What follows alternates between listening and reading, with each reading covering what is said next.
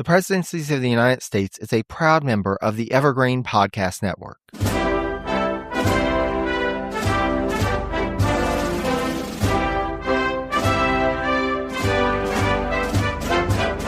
Hello and welcome to the Presidencies of the United States. I'm your host, Jerry Landry. My guest for this episode is making his second appearance on the podcast. I had the privilege of having a great conversation with Laurence Jurdem a couple of years back about his book on the friendship between Theodore Roosevelt and Henry Cabot Lodge, and I was so excited to invite him back to discuss his new book, 41, George H.W. Bush and the End of the American Establishment. Laurence received his bachelor's degree from Syracuse University and his Ph.D. from Fordham. He previously authored two other books, one of which was the one that we discussed, The Rough Rider and the Professor, Theodore Roosevelt, Henry Cabot Lodge, and the Friendship That Changed American History. He is currently a visiting assistant professor of history at Fairfield University and lives in Connecticut. I cannot thank Laurence enough for his time and the insight that he provided in our discussion. I'll have a link to his book and website on the page for this episode on my website, presidenciespodcast.com. There you can also find past episodes of the podcast, links to more about all the American presidents, and information on how you, yes, you, dear listener, can help support the Presidencies podcast. With that said, and without further ado, after this brief message, let's get to my conversation with Laurence. Laurence, thank you so much for joining us again on Presidencies. Jerry, it's always wonderful to see you, and thanks for allowing me to stop in. Absolutely. And so, your new book, something that really serves as a framing reference for your book, as it's mentioned in the beginning and closing of it, is this idea of public service and the contrast between what it meant for George H.W. Bush versus a general sense of it in America in the present day. So, figured to get our conversation started, would you mind talking about this contrast? And was this a motivating factor in writing this biography of Bush?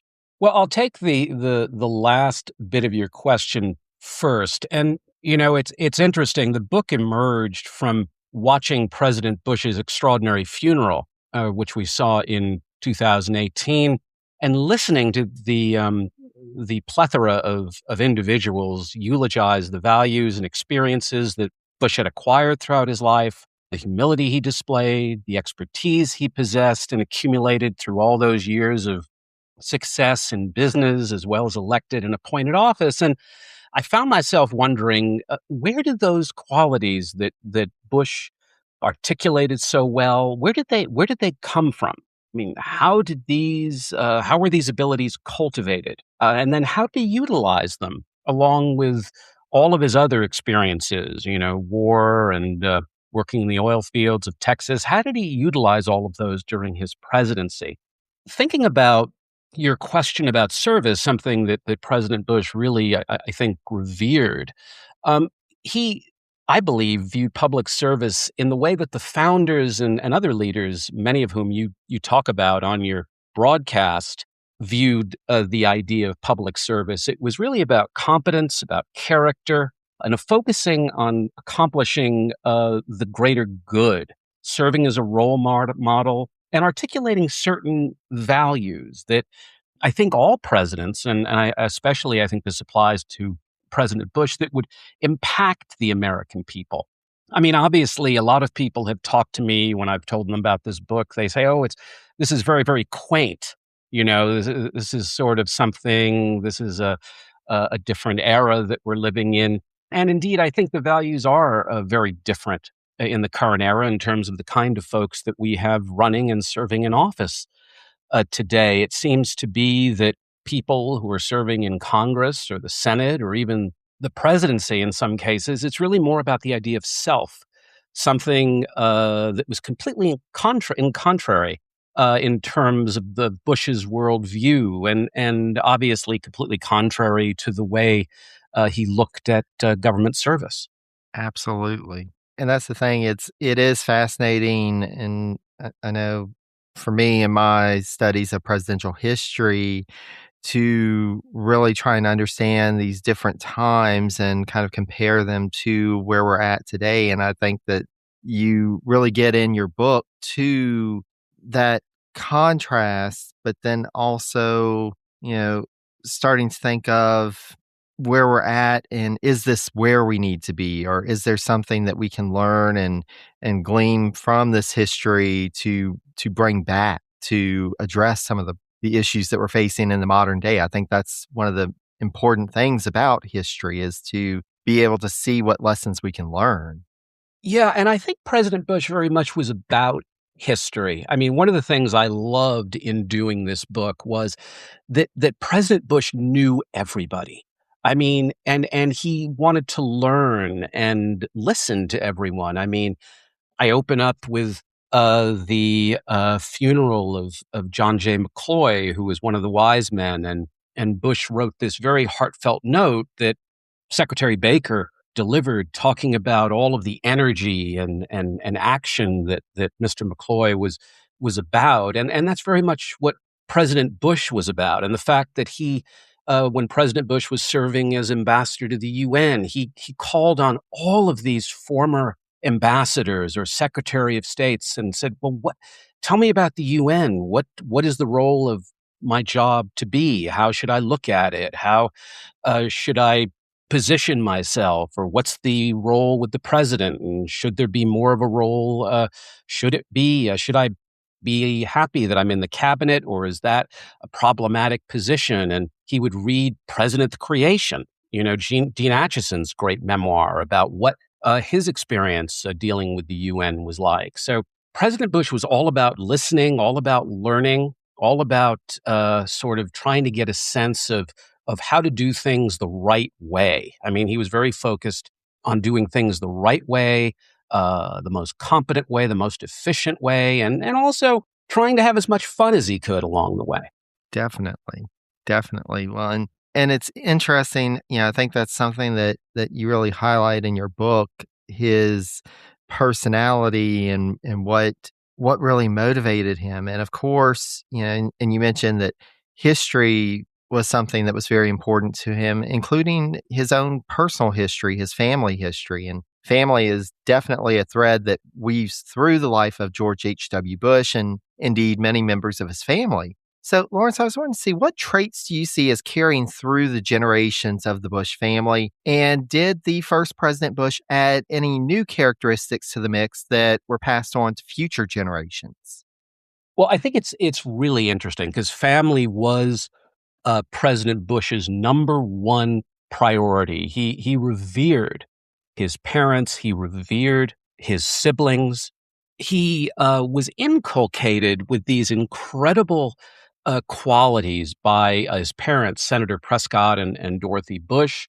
And going back again to that point I made earlier about the founders, these were qualities that the founders believed were critical in their idea of what a president should be. Qualities like humility, a sense of service, integrity, a desire to help others, the importance of reputation, both in public and private life, all of which one could describe as virtue, a sense of disinterestedness, the idea of thinking more about the nation than oneself. But I also want to emphasize, I don't want to sort of paint President Bush with rose-colored glasses in a way. This was an enormously competitive and driven man. He was determined to reach the top of whatever mountain he chose to climb. He was a fellow who I think shares in common with a lot of presidents an extraordinary amount of grit and determination.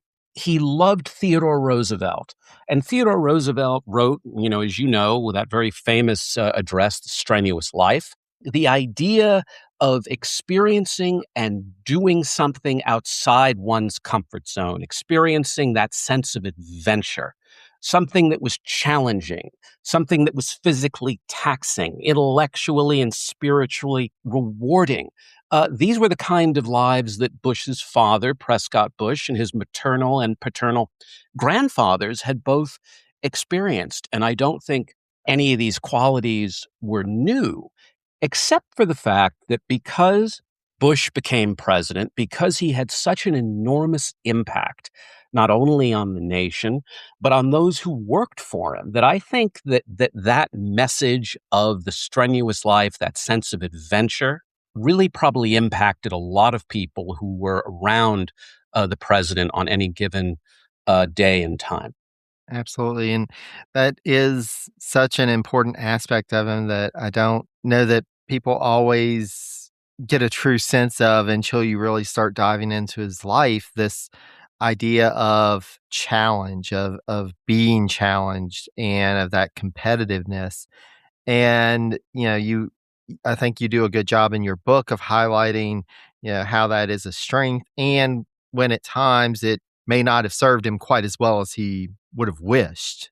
Yes, yes. There's no doubt about it. This was a driven, determined man. You know, we view President Bush as a very formal, very almost grandfatherly like figure, but this was a guy who gave no quarter. I mean, he was a battler.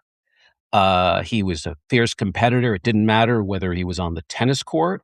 It didn't matter whether he was playing golf, which he would go through 18 holes in, I don't know what the record was, maybe like an hour or something like that. He loved driving his speedboat Fidelity as fast as he possibly could.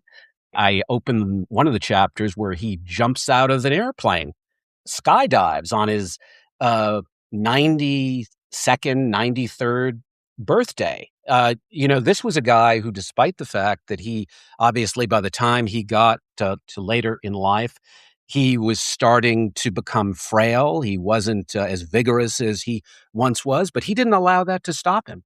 He really didn't. He kept that strenuous life idea, that life, as my favorite actor Clint Eastwood said, he didn't let the old man in.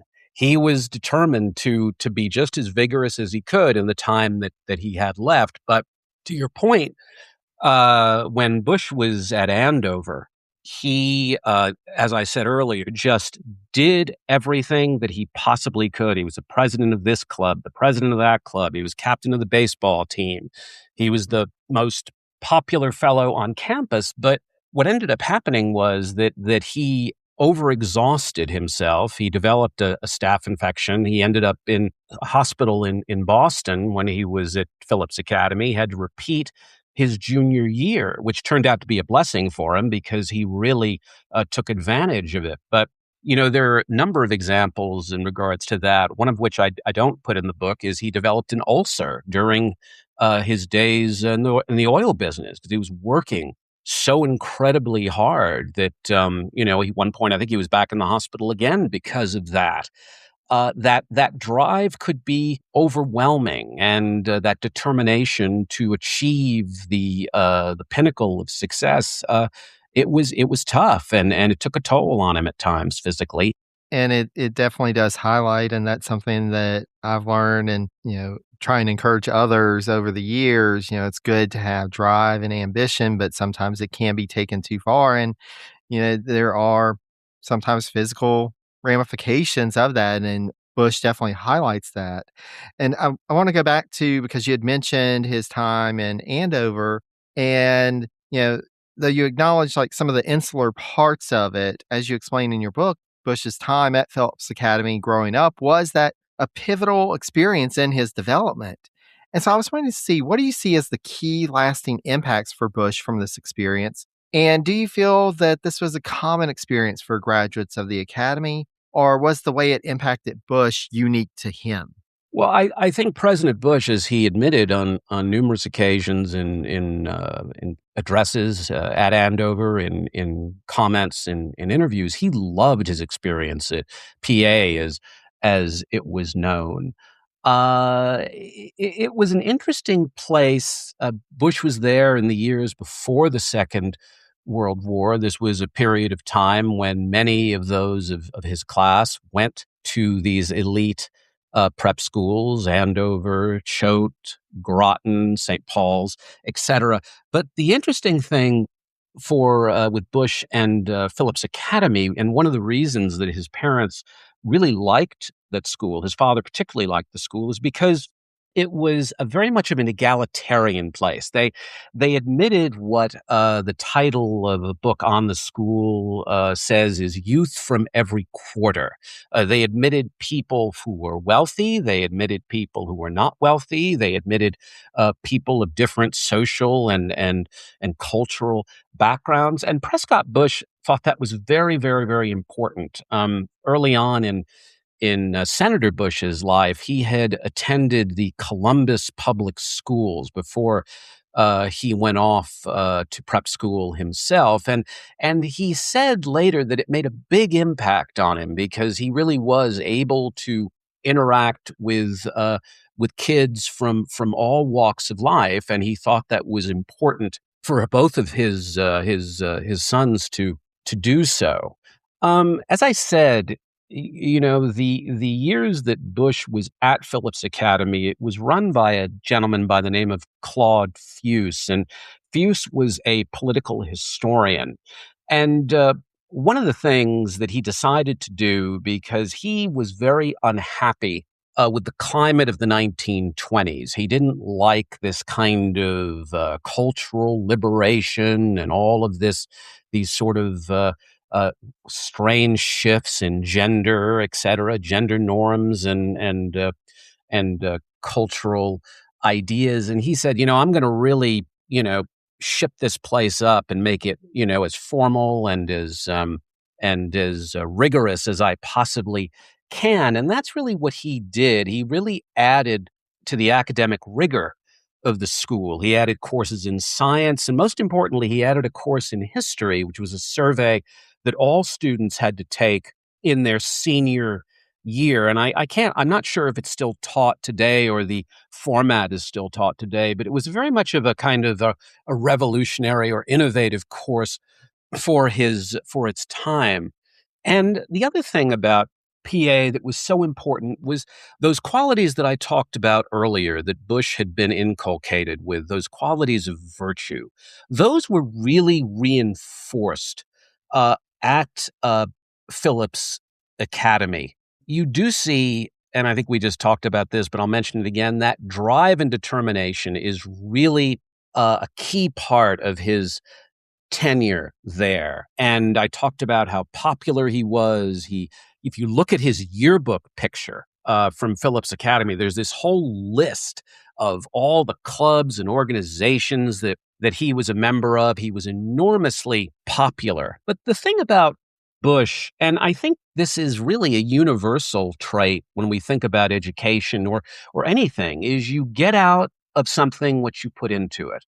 And Bush put his whole energy into Phillips Academy. He created a number of mentors who were very important to him. The phys ed teacher there was very important to him. There was a professor of history named Arthur Darling who was just an incredibly difficult and hard-minded fellow.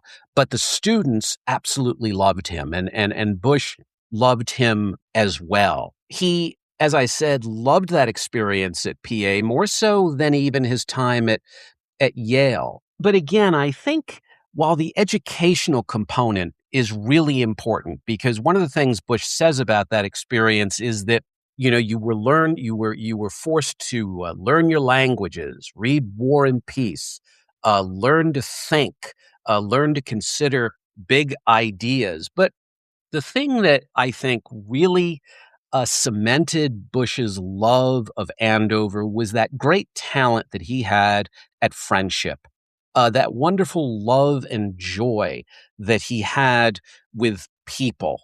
And the friendships that he would make really were friendships not only that he would make, but that they would last. They would last up till the end of his life. And he would constantly correspond, call friends up from Andover, and it created this extraordinary network that served him very well when he began to consider his run for political office and as well as his time in business. And we'll come back to that relationship building in a little bit because I'd like to go a little more into that. But it was interesting. I think that's one thing you get from your book is that the relationships weren't just the ones that you would think of. And his path was not necessarily the one that is a traditional path. He had his war service. He ended up coming back, going to Yale, but then he goes into the oil business. He gets away from the Eastern establishment, goes to Texas. He takes this different path, but in all of it, this idea of building relationships, and even with people that, one wouldn't think that he would have a relationship with, or at least a strong relationship with. And so I had to ask you, because you share this great moment in the book about when on January 20th, 1969, here's Bush. He's at the beginning of his political career. He had been a loyal Nixon supporter in the 68 election, but instead of going to Nixon's inauguration, he opts to bid farewell to the outgoing president, Lyndon B. Johnson. And so, Laurence, I was wondering if you would mind talking more about Bush's relationship with LBJ and what lessons Bush learned from him despite the two being in different parties. Yeah, I think that's really interesting. And one of the things that you get a real sense of from President Bush in looking at his career is that he has had an extraordinary respect for institutions. It didn't matter whether it was the Congress, which he served in, or the UN that he served in, or NATO, or the presidency. I mean, he really revered these institutions, believed they were enormously important, and believed they always needed to be nurtured and strengthened. And this is something that we see, I think, throughout his presidency. But Bush also had an enormous amount of respect for presidents. It didn't matter what party they were from. Certainly, he worked with President Nixon and admired President Nixon, admired President Reagan. But as you said, Lyndon Johnson was somebody who Bush also admired. Bush was very, very good at creating mentorships, at learning from others, particularly older men, something Lyndon Johnson was very, very good at, which Robert Caro talks a lot about in his first volume, The Path to Power. But while he certainly, as you said, may have disagreed with LBJ politically, he liked and admired him personally. President Obama said once that we can disagree without being disagreeable. And I think President Bush really shared that view. From Bush's perspective, Johnson was a brilliant politician who had abilities that Bush knew he could learn a lot from.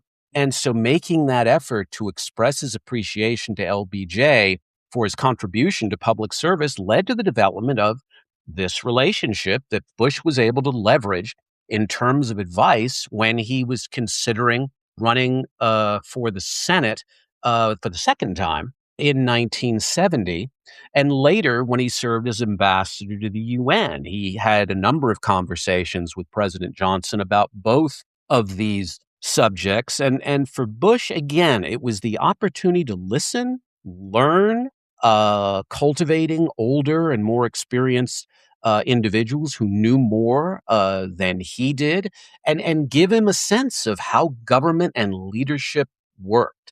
I mean, it was really all part of what Neil Bush said to me was really this kind of grand apprenticeship that we see throughout Bush's life up until he becomes the 41st president. Yes, and it's amazing, and you note this, like, time and again, that he's drawing from this experience of people who have come before, from older folks, trying to understand what he can learn from them. And, you know, one of the things as I was reading your book and, especially talking about LBJ, you look at the two and you think these are two very different people, but the way you describe their relationship and how they interacted and this respect that they forged for one another, you understand that both of them understood you needed to work with people. And they may have taken different approaches to that, but it was still all about knowing who the players are, who you need to talk to, and working with them to get things done. You really get a sense that Bush resonated with this with LBJ and took that lesson to heart.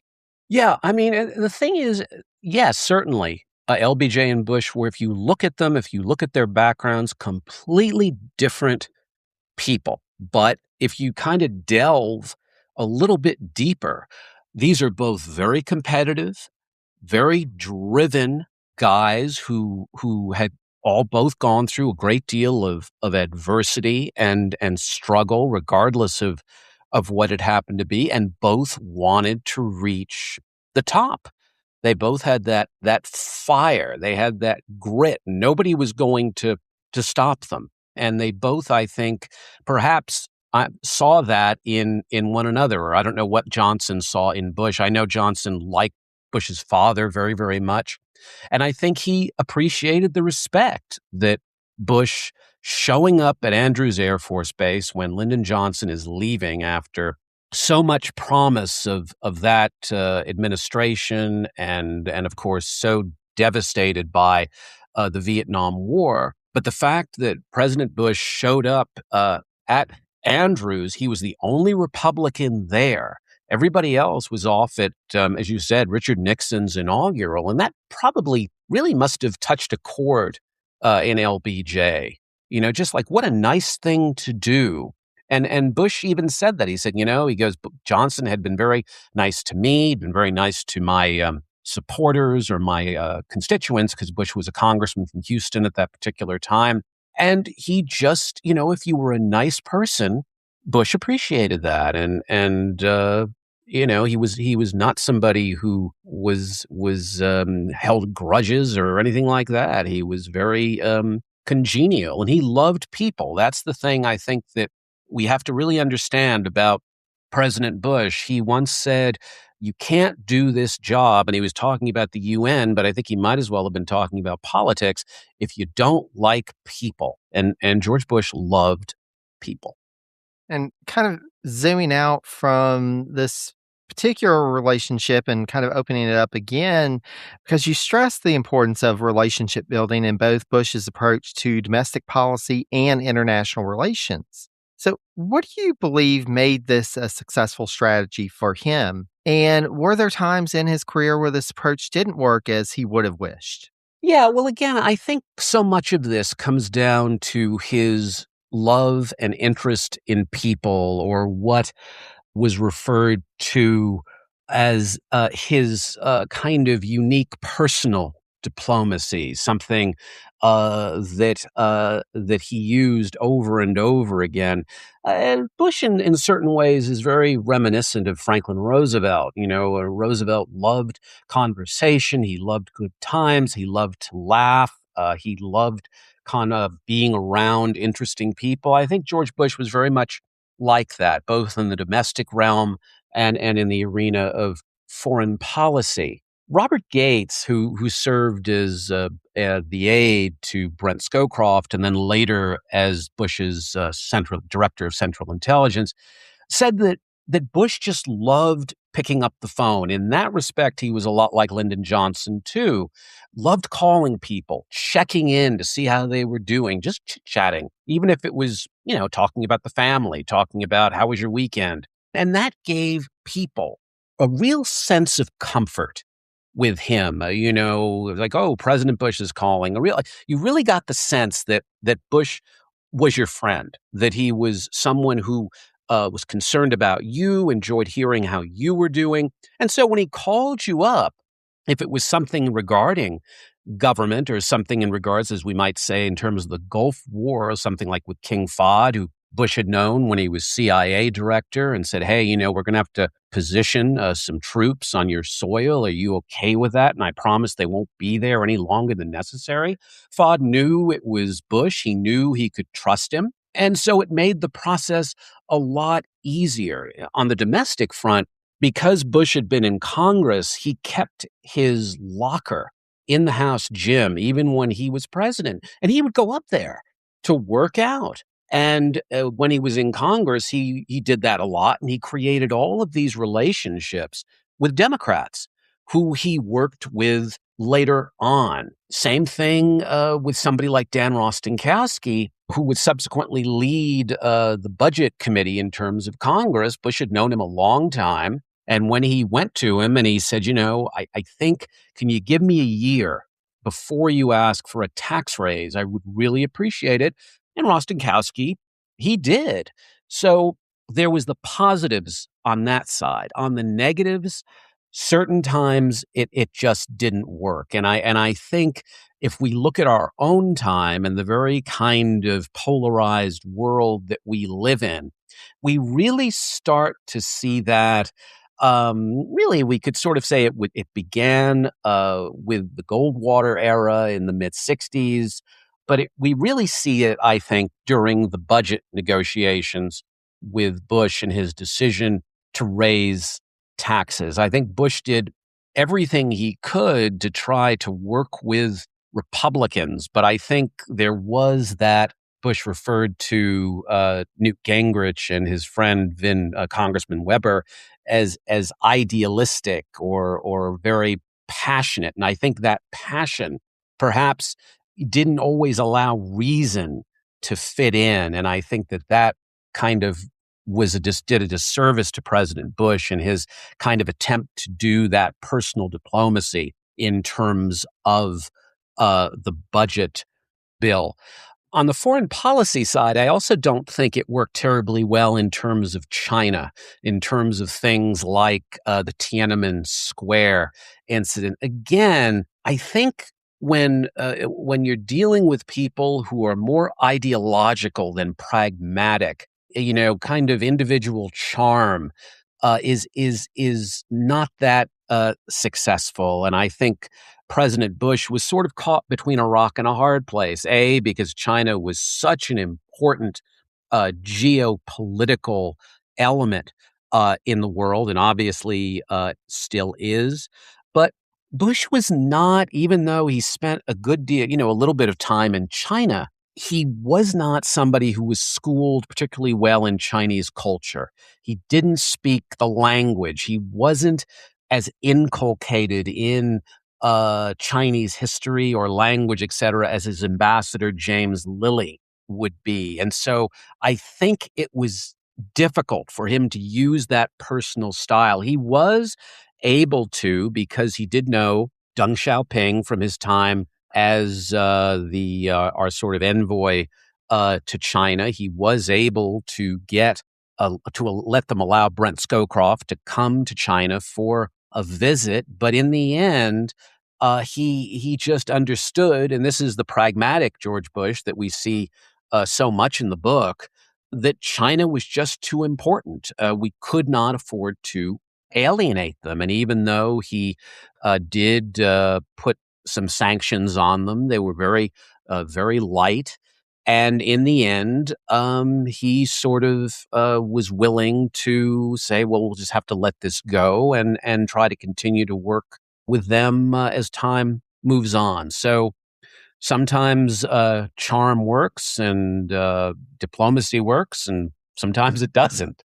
Well, and it's interesting because, thinking of this personal diplomacy that he practiced, and you also had mentioned earlier that, his involvement with people who he managed, that's getting personal, just, checking in, seeing how things are going, this idea that he was involved with them on this level. It is something that's brought up in leadership development. It's a case study for leadership development today, leading and influencing people through this personal connection and, being able to speak somebody's language of appreciation. And it seems like he did that to a certain extent, but may have had some issues with kind of adjusting to different styles, to folks who may have approached things a bit differently than him. He wasn't always able to adapt to those.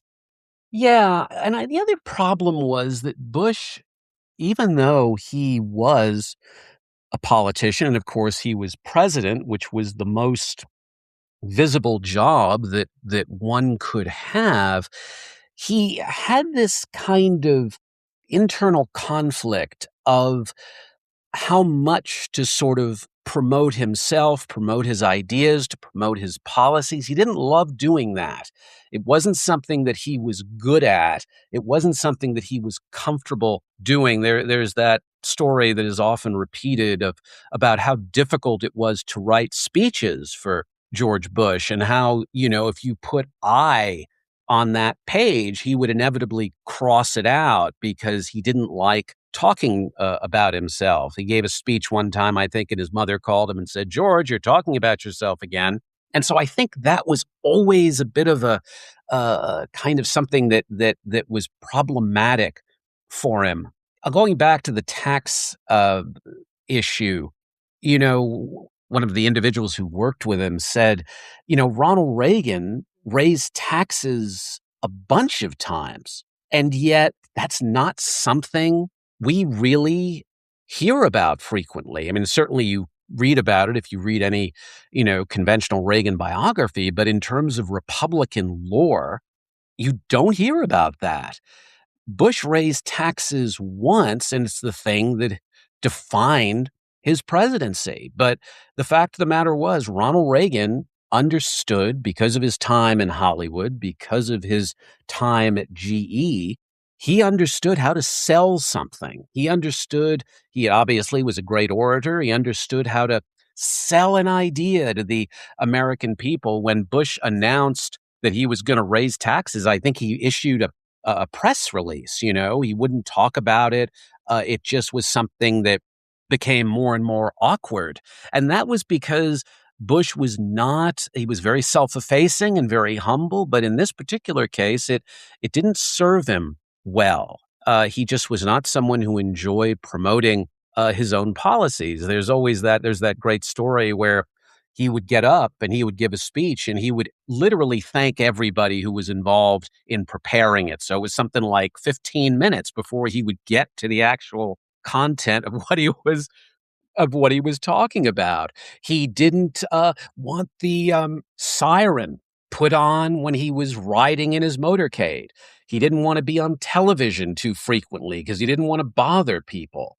I mean, these are incredibly redeeming and admirable qualities, which frankly I wish would existed in our president today.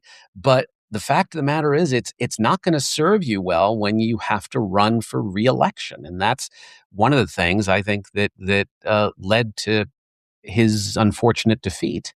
Yes. And, that's one of the things that really does reflect of a different time, a different mind frame, that he didn't want to always be the center of attention, even as president. It's just, it's something that it may be a lesson to take into the future. Maybe less is more sometimes, but you had mentioned Reagan, and as we do a special series on the vice presidents on this podcast, I couldn't resist asking you a question about Bush's tenure as VP under Reagan.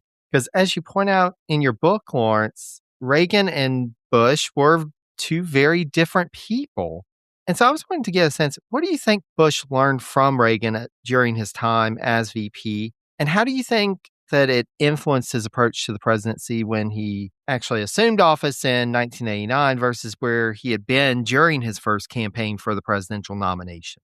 Yeah, well, obviously, Bush and Reagan knocked heads in 1980. That was really the first. They had met, obviously, much earlier. They were Bush and Reagan were, in a sense, elected to their respective offices. Reagan as governor of California, Bush as the new congressman from the new district in Houston in 1966, and they more or less met, I think, at one point during that period. But Bush said that he learned more from President Reagan, and he said this at Ronald Reagan's funeral, than he did from anyone in public life. And the two shared, actually, obviously, again, going back to the LBJ Bush conversation, they were different men, but they had many things in common. They both were kind, gentleman with a great deal of humility.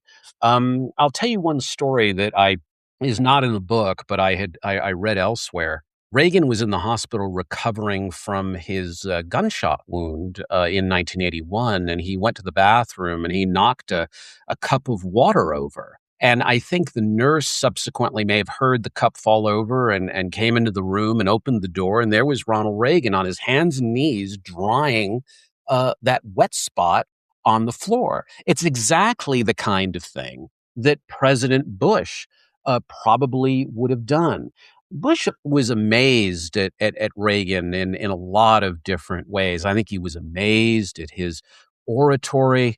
There's a story that I may or may not have put in the book. I can't remember, but Bush always thought it was extraordinary that Reagan had such an ability to memorize a speech or some remarks. And went to his office one day and he said, "Mr. President, how do you do that?" And Reagan picked up a copy of Time magazine and opened up the page, looked at the page, closed the thing, and just subsequently did that.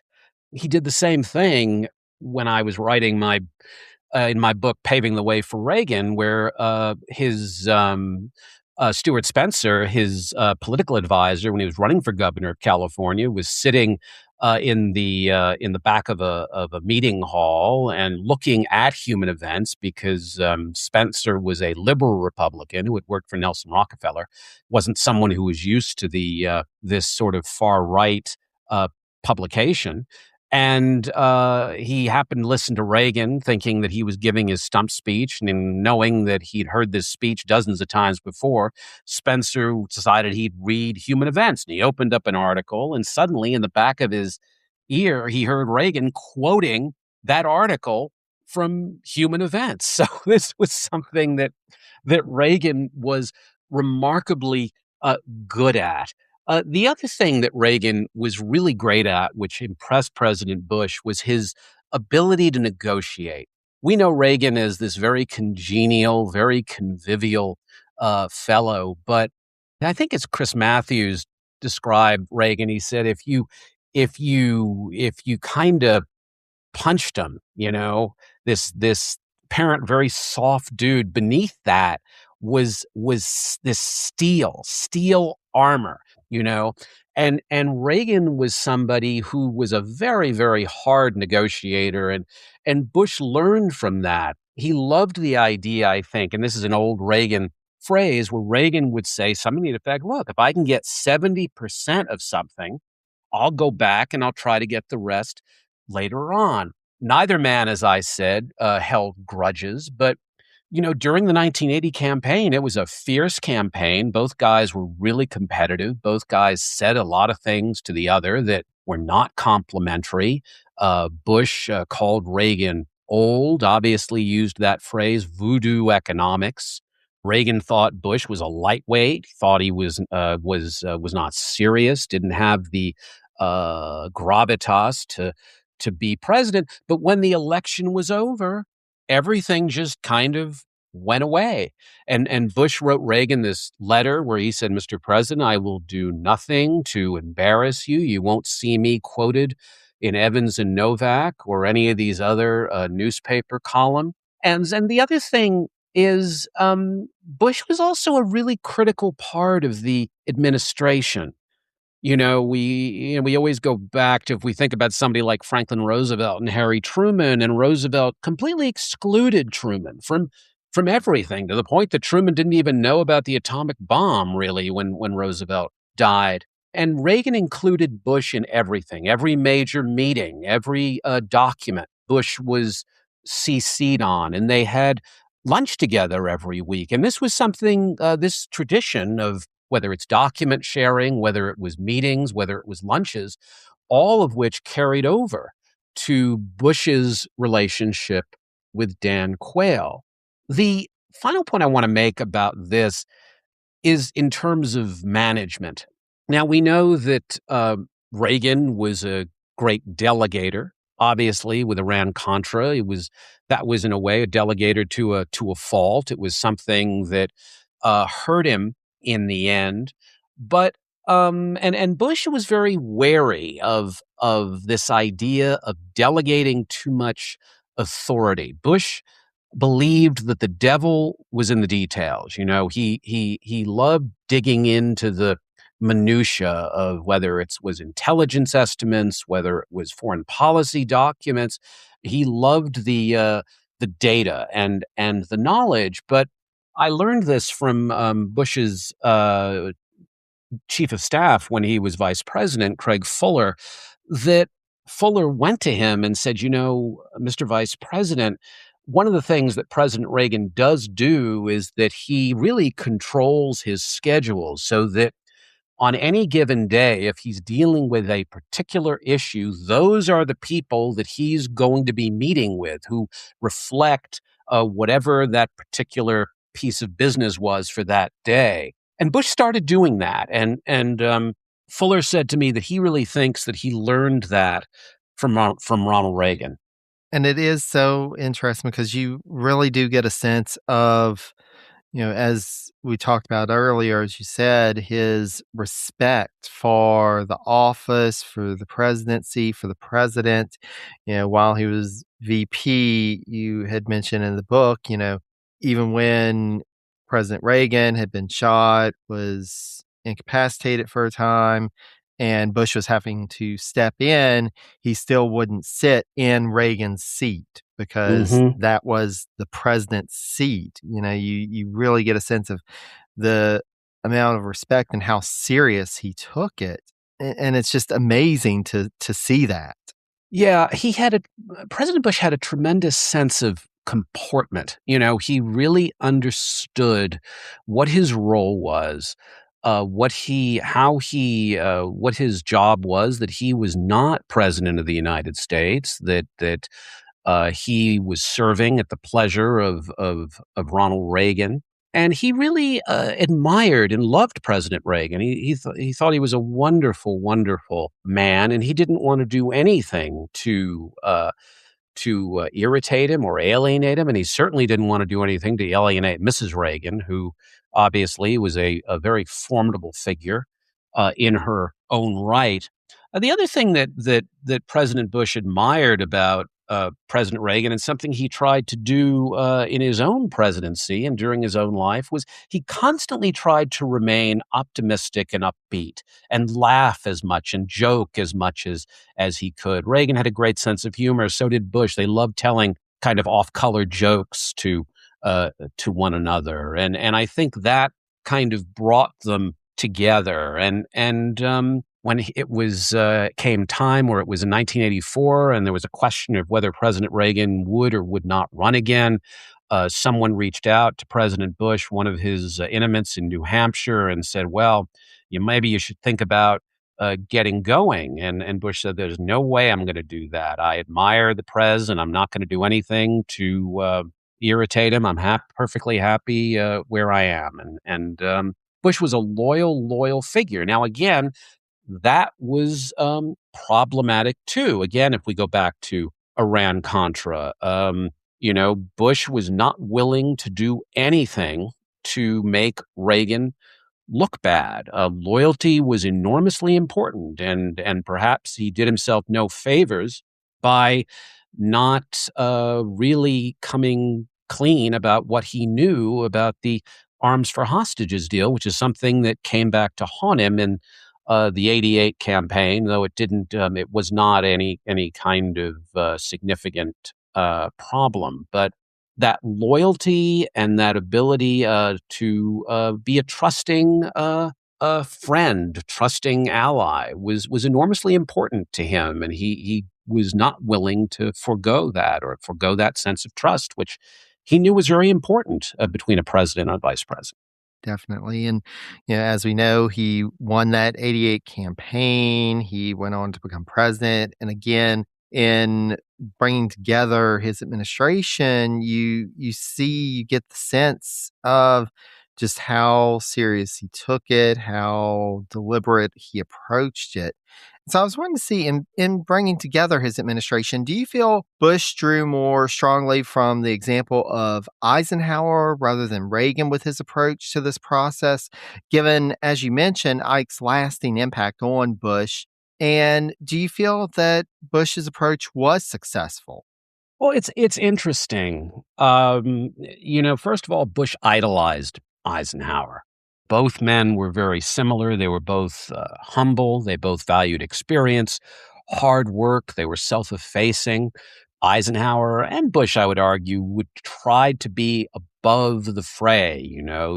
They were not guys who were, so to speak, attack dogs. It wasn't like, Eisenhower had Richard Nixon or for that. Quayle, could give and take as well. And I think that Bush was not someone who liked contentious situations. That's not how he thrived. That's not how he succeeded. Bush liked creating a world that was friendly and harmonious, that was comfortable for people of all kinds and all opinions to be in. And he liked hearing all opinions from people. Both men also believed, as we talked about with Bush and his personal diplomacy, the same thing with Eisenhower. I mean, there's that very famous Fred Greenstein, book about Eisenhower, the Hidden Hand presidency, where so much of what was done during the Eisenhower administration was done behind the scenes, was done in private, was done one-on-one, and I think both Bush and Eisenhower enjoyed doing things, being out of the public eye in terms of trying to get policy accomplished. The thing with Bush that's so interesting, and I think we can perhaps draw a link between Bush and George Washington, is that George Washington knew all the people in his administration, or obviously it was a very small administration at the time, before he appointed them. Bush, more or less, was the same way. These were people he admired, trusted. He knew Secretary Baker all the way back in the 1950s. National Security Advisor Scowcroft, he knew since the early 1970s. Nick Brady, he had known for years as well. All of these people he knew very well, and he trusted them, and they trusted him. It's something I think that's very, very important. The other thing is both Eisenhower and Bush understood the workings of government very, very well. Years ago, I had the pleasure of having a meeting with Secretary of State George Shultz, and I had run out of time. Or no, I had some extra time with him after asking whatever questions I had, and I said, what was Eisenhower like to work with? And he said, oh, Eisenhower was fabulous. He said he knew everything that was going on in government, absolutely everything. And I think George Bush was the same way. Bush had been in the Congress. He had been an ambassador to the UN. He'd been CIA director, head of Republican National Committee, envoy to China. He knew how all of as they say, how the sausage was made. And I think that makes him very similar to Dwight Eisenhower. The other thing was that going back to that marvelous ability with people and the ability to manage egos, we think about the fact that before Eisenhower was president, he managed the greatest or the most monumental series of alliances in history with the D-Day landing. President Bush, I would argue, did something of a very similar vein when he put the coalition of Operation Desert Storm together. Nobody, I would argue, except President Bush, could have done something like that, because this guy was pulling relationships that he had had for decades. And that's why it's so extraordinary. And both he and Ike had that quality. Neither one of them were great orators. Neither one of them were great communicators, but just like Eisenhower, who had this extraordinary group of mentors going back to his days at West Point, Marshall, Eisenhower, Blackjack Pershing, all of these incredible people. George Bush had this incredible group of mentors who he worked with all throughout his life. And both he and Eisenhower loved cultivating people and learning from them. And I think it benefited both President Eisenhower's career as well as President Bush's. Most definitely. And it is fascinating, and I greatly appreciate you putting that in the book. I hadn't heard as much about his admiration for Eisenhower previously, and so in looking at the two, you can see those qualities really coming to light. And so, what aspects of being president attracted Bush to the office, and what do you think he struggled with or never fully came to grasp with? Well, I think Bush was attracted to the presidency, because he, I think, understood the enormous amount of good that he could do for people. We can look at the traditional ideas or the traditional foundations that make the United States so incredibly special. The opportunity that one has to rise based on ambition, individual talent, and creativity and entrepreneurial spirit, all of which kind of, we can say, represent the core principles of the American dream. And I think that explains why President Bush was so passionate about things like expanding immigration or the Americans with Disabilities Act and other pieces of legislation he signed. He knew he was blessed with a great opportunity. He always knew he was blessed with being someone from privilege, someone who had the opportunity to get an extraordinary education, and he wanted to give as much back to the public as he possibly could. Again, going back to what we've talked about, he was also a very driven and competitive fellow who viewed any objective or any industry that he was in. He wanted to reach the top, and he was in politics, and being president is the top of that respective mountain. Money was not a driving influence in his life. Service really was the idea of giving back, of leaving something or leaving the nation better than it was than he found it.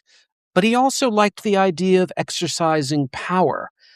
He loved foreign policy. I think he would have loved to have been Secretary of State in another administration if he could have. I think that was one of the things he mentioned to President Ford when President Ford asked him what he wanted when they had a conversation soon after President Nixon left for California, because he loved foreign policy. That was his great passion, I think. He also loved the idea of working with people, managing people, and just being around people. He enjoyed meeting people. He liked being out on the campaign and talking with supporters. But kind of going back to your question of what things was he uncomfortable with, what stuff didn't he like, I think a lot of it had to do with some of it was, I think, just the showy part of politics, the displays that one had to put on. Those displays made him uncomfortable. He didn't love the whole campaign process, the gimmicks that he had to do, things like, somebody like Bill Clinton playing saxophone on the Arsenio Hall show. President Bush would never do something like that. It's completely an anathema, completely foreign to the kind of person that he was. He just didn't love the whole campaign process. He didn't love presidential debates. He didn't love the whole gotcha side of politics. And one of my favorite stories, which I've got near the end of the book, was when he was debating Bill Clinton and Ross Perot in 1992. And during that debate, he looked at his watch.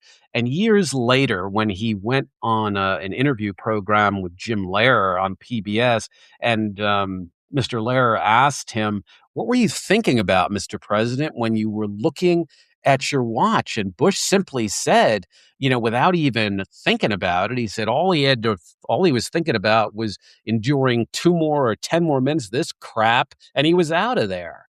So I think that just sums up what he thought of modern campaigning. And as I think I said earlier, he didn't love the partisanship, the bitter, confrontational aspect of politics, but he understood that if he wanted to be successful, there were things that he needed to do.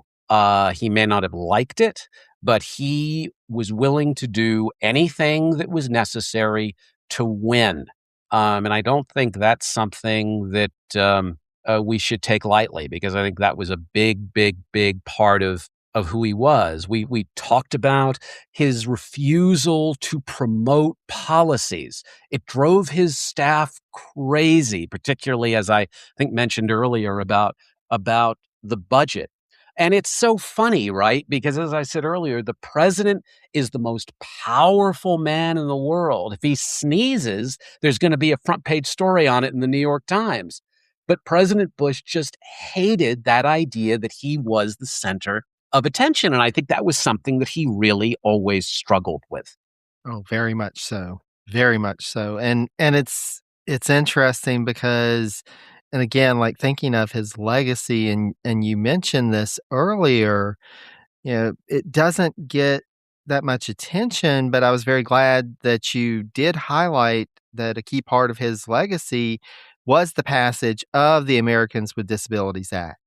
And so, Laurence, I was wondering, would you mind sharing more about Bush's commitment to disability rights through the course of his career and his work in getting the Americans with Disabilities Act through Congress?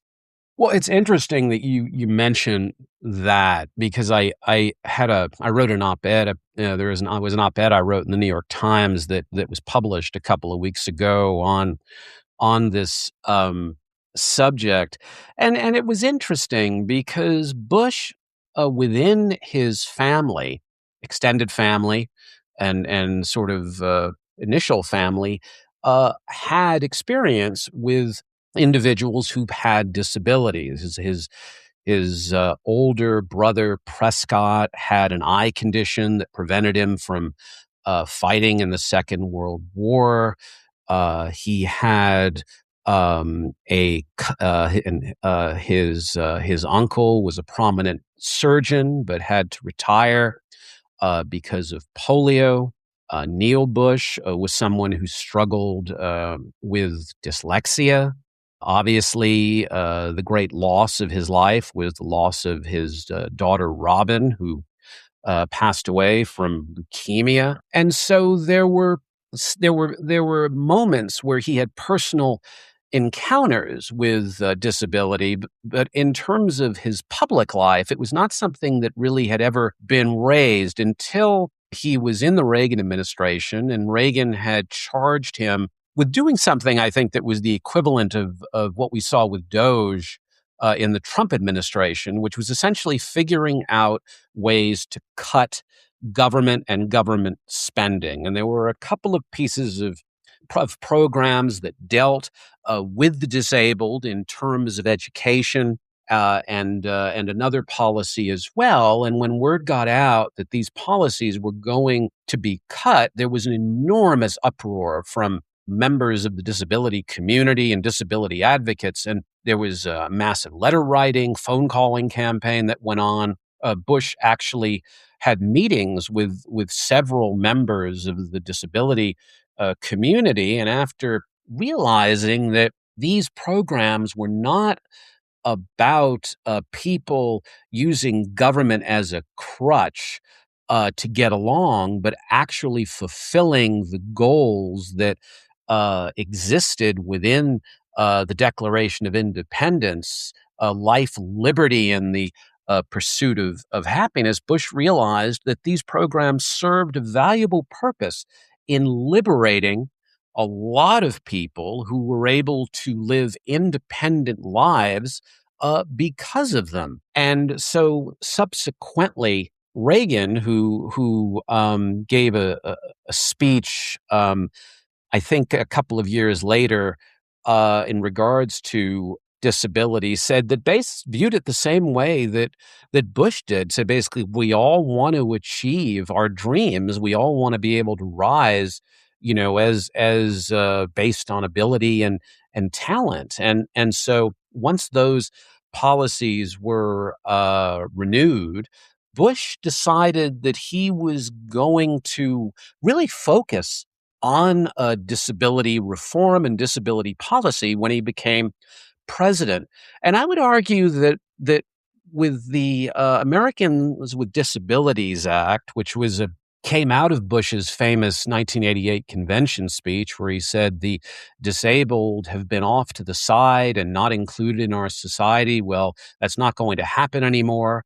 And he initiated, with Boyd and Gray, his chief counsel at the time, the ADA, which really empowers uh, millions and millions of Americans in living a life where they're given what historian Alvin Felsenberg refers to as an extension of liberty, where this allows them to live lives independently without feeling any kind of shame, without feeling like they are using government or government programs as a crutch. And I would argue that when we look at this policy, we really see the beginnings of compassionate conservatism, which became the foundation of the domestic policy program under George W. Bush, which I think is interesting if you consider that. Absolutely. I'll just give a bit more on the passage of the bill.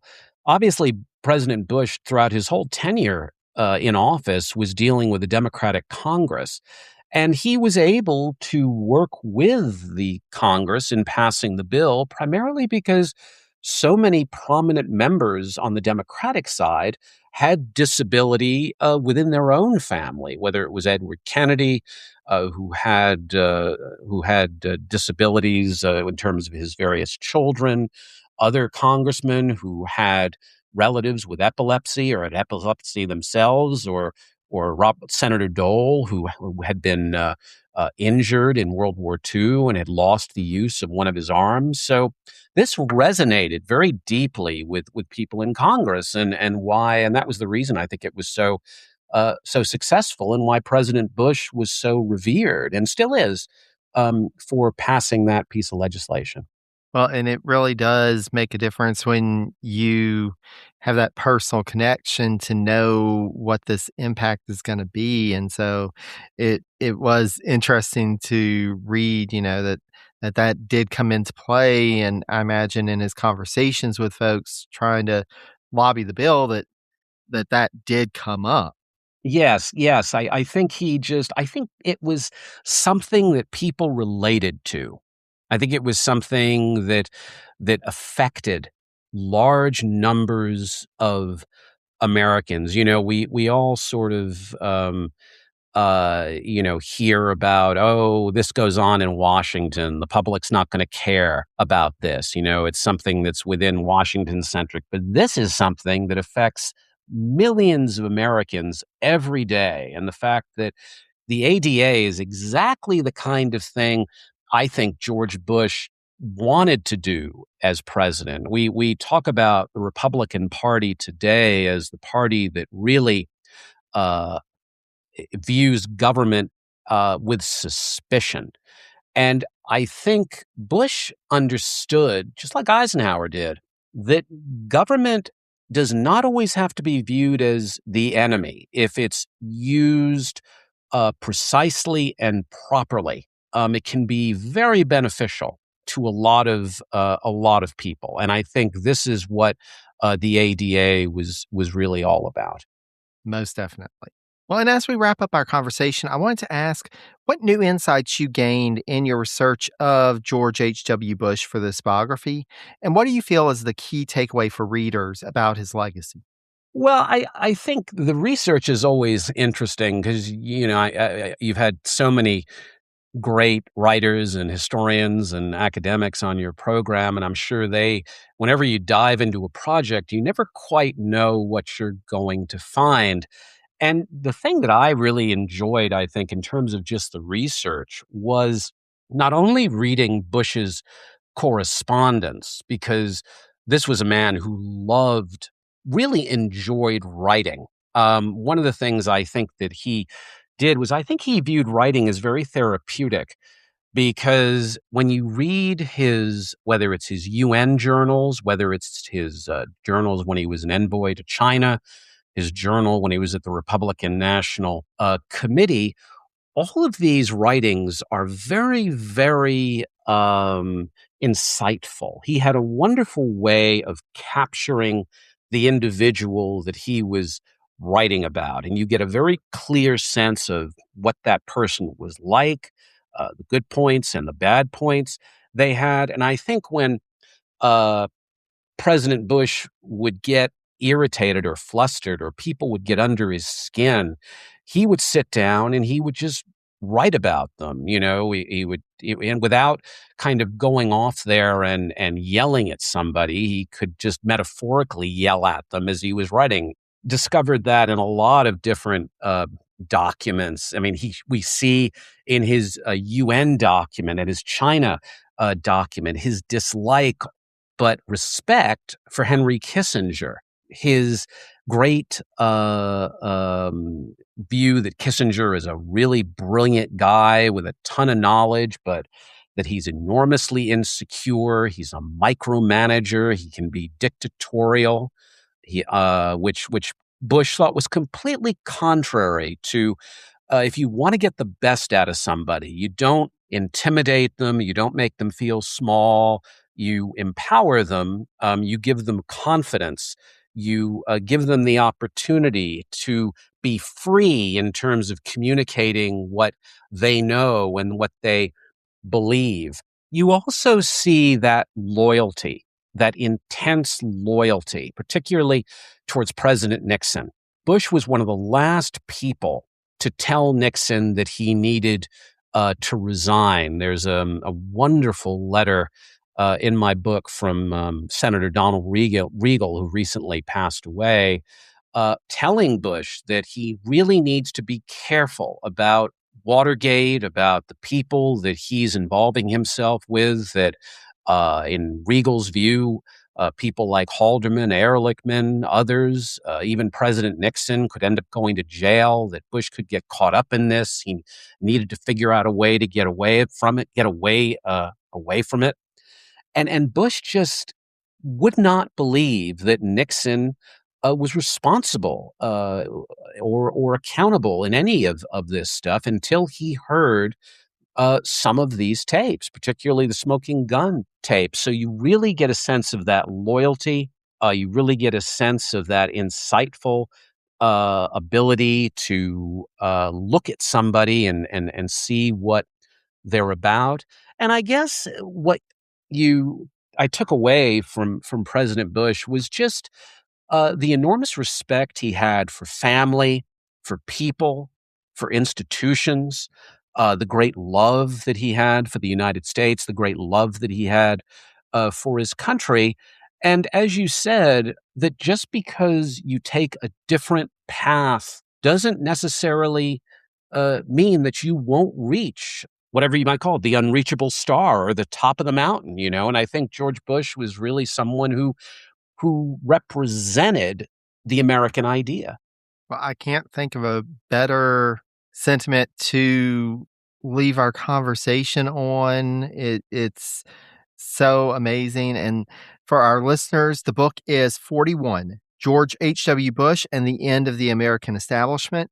Laurence, thank you so much for your insights and for your work on this book. And there's so much more that we didn't get to discuss in our conversation, but I think our listeners will see the depth that you bring to this work and highlighting this amazing figure in American history and some of the lessons that we can learn from him. So, Laurence, thank you so much.